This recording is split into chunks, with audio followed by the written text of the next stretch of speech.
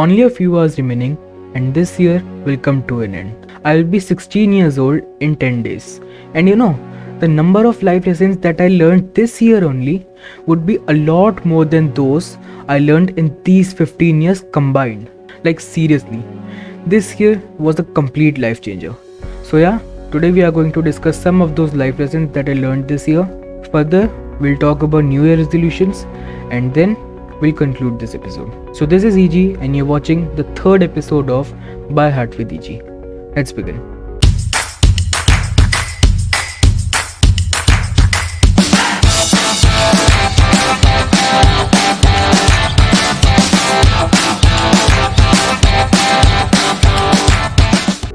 Lesson number 1: don't ignore your subconscious mind. Have you ever noticed that sometimes we come across thoughts, ideas, or even dreams about some specific topic even when we are not thinking about that? Well, in that case, there is a high possibility that it was nothing but some kind of a hint or a message coming directly from the universe to your subconscious mind. Once I was preparing for my exam, and all of a sudden, an idea clicked my mind about creating a short video out of an old long form video from my channel.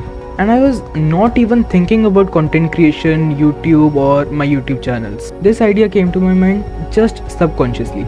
I felt a little strange, but okay, never mind. After all, I got some content for my YouTube channel.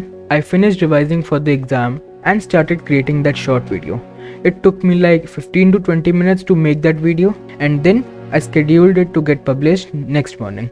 2-3 days after this, I casually checked the analytics of this video, and boom, that video went viral. Like, not literally, but the number of views that I got on that video was a lot more than my usual long form videos or short videos. Even during my exams, my subconscious mind has helped me sometimes. Once I was giving an objective exam and saw a few questions from a chapter that I didn't even touch, but I don't know. All of a sudden I was like, the answer to this question should be, suppose A. I didn't even touch that chapter, but still, I had a gut feeling that A was the correct answer. And this happened to me in a few more questions. When the exam got over, I checked my answers, and you won't believe, but most of those answers were correct. Once I saw a dream that a dog bit me. I woke up sweating and quickly googled the meaning of this dream.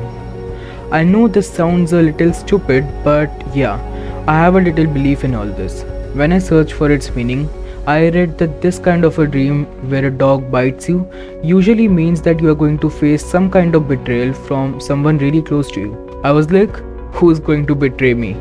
And I didn't think much about that. A few weeks later, a really good friend of mine, whom I considered my brother, blocked me for no reason, or seriously no reason, and didn't speak to me for more than 3 months. Well, we'll talk about that in the next lesson. So yeah, this was the first lesson that I learned, that we should never ignore our subconscious mind. Lesson number 2: having less friends or even no friends is better than being surrounded by toxic people. I had a friend. I considered him my best friend, my brother. I used to respect him like anything. He was 3 years older than me, by the way. Once, he blocked me for seriously no reason and didn't talk to me for more than 3 months. One fine day, he texted me and we reunited. But this time, his behavior towards me was entirely different. His behavior towards me was getting more and more toxic day by day. He used to insult me on social media groups, and whenever we spoke to each other, he always used to dominate me. He never gave me a chance to speak. And by chance, if I ever tried to pass an opinion about something, he would interrupt in between, never let me complete, and form weird misconceptions about me and my opinions. Our so-called friendship was collapsing day by day. We always had arguments, and that guy used to block me for a few days and then used to message me out of nowhere about starting fresh, blah blah blah blah blah. This happened 4-5 times, and one day things got a little intense. We were fighting at midnight, and the argument got so heated that we both started abusing each other. Although I respected him a lot, but I was seriously tired of all this drama.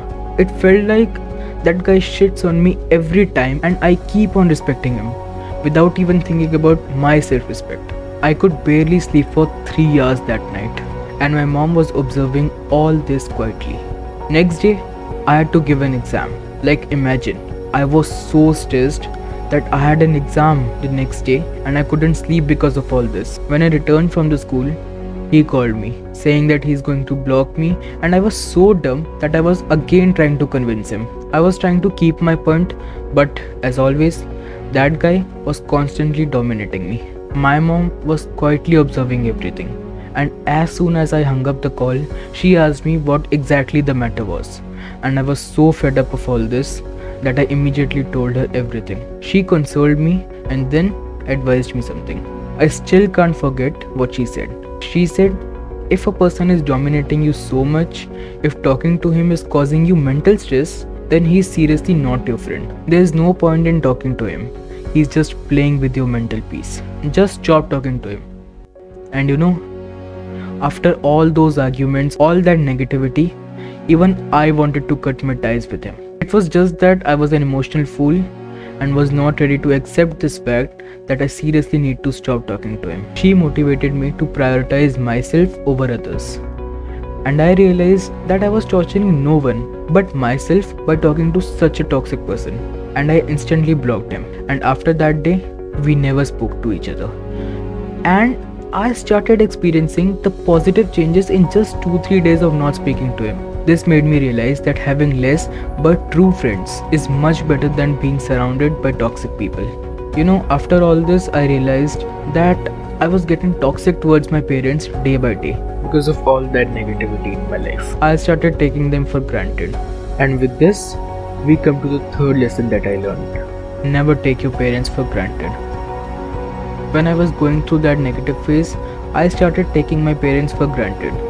I started misbehaving with them very frequently. But after cutting all my ties with that guy, I realized that my parents were the only people who supported me in every phase of my life. When I never knew that guy, my parents were with me. When that guy entered my life, my parents were with me. When he started to play with my mental health, my parents were with me. And when that person left me, guess what? My parents were still with me. Like, people came in my life and left, but my parents always got my back from the beginning. I was seriously taking them for granted. But look, when a person is under this much stress, he really fails in behaving fairly with each and everyone.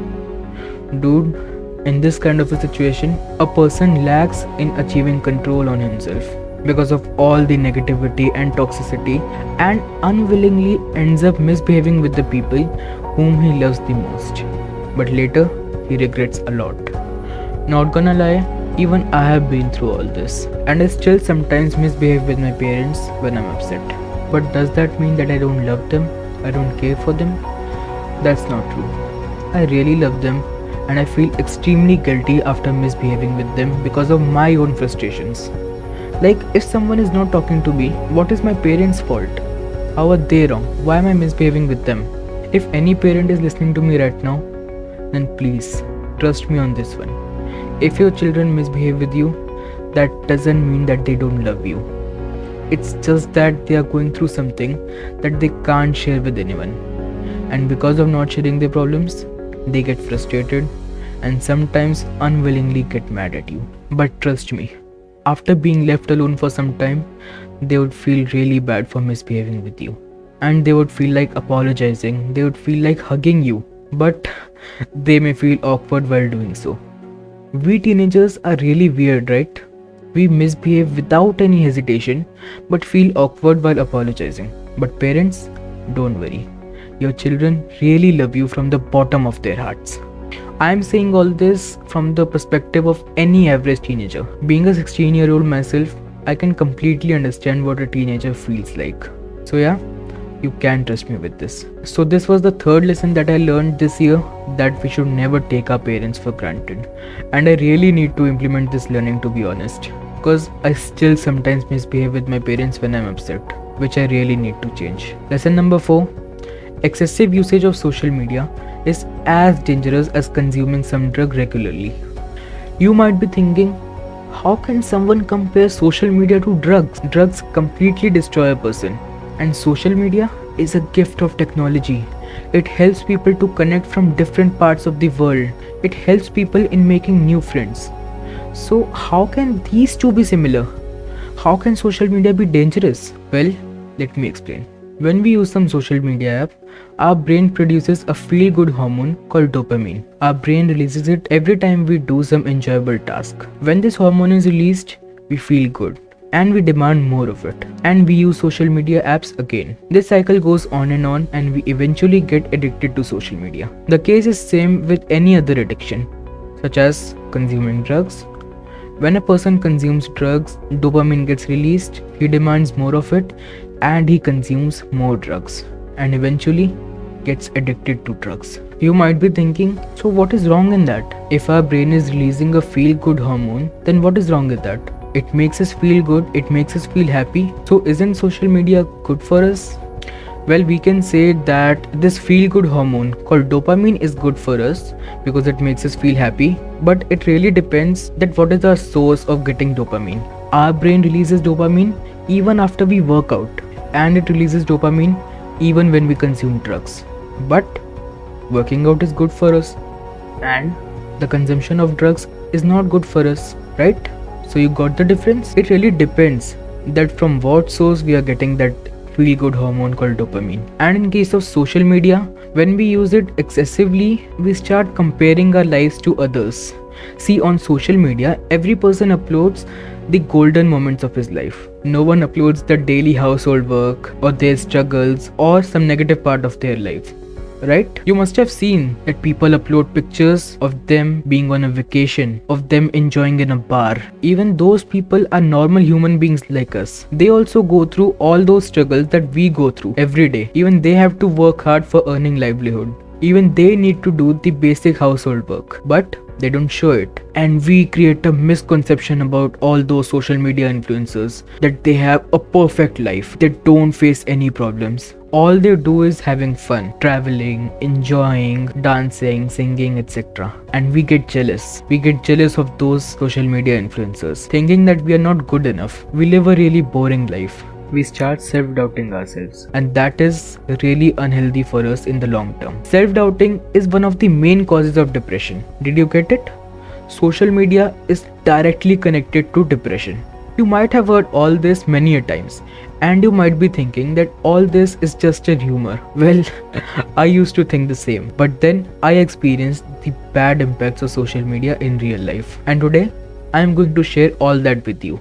And I also may change your mentality completely. 10 November 2021. My board exams were about to start in 15 days. And I thought that I should go on a break from social media and study without any distractions. And I uninstalled all the social media apps from my mobile phone. For a few days, I was seriously behaving like a clueless kid. I used to click subconsciously on that spot where Instagram was installed earlier and realized, oh shit, I don't have Instagram installed on my phone anymore. This was happening continuously for 3-4 days. And I realized how addicted I was to social media, how poor my condition was, that I have not even digested the fact that those apps don't exist on my phone anymore. My brain has not accepted this reality. 1 month later, when my exams ended, I reinstalled all those apps. And now, you won't believe, but I don't even feel like opening them. I hardly open them 2-3 times a day, barely for 5 to 10 minutes each time, to check if there is some important message. And I'm extremely happy that I have got over this unhealthy addiction. But do I mean that we shouldn't use social media apps at all? Well, my answer is yes and no. I mean, we should use social media for a limited time, for communicating with our loved ones, our friends, our family, and we can even use it for adding value to someone's life. We can be an influencer for someone. Influencing doesn't always mean to spread cringe on Instagram reels in front of millions of followers. No.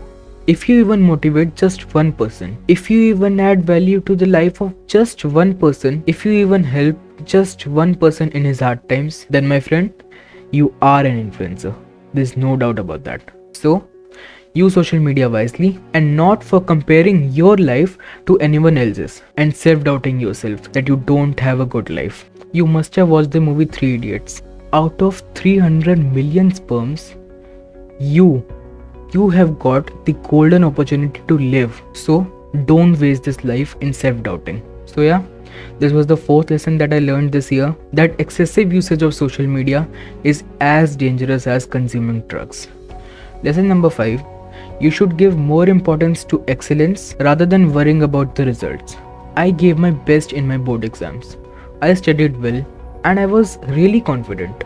If I prepared well, then my performance should be good, right? My performance was slightly lower than my expectations. But why? It's because my first priority was not knowledge and excellence. Obviously, I wanted knowledge too, but that wasn't my first priority. My first priority was to score more marks than my friends.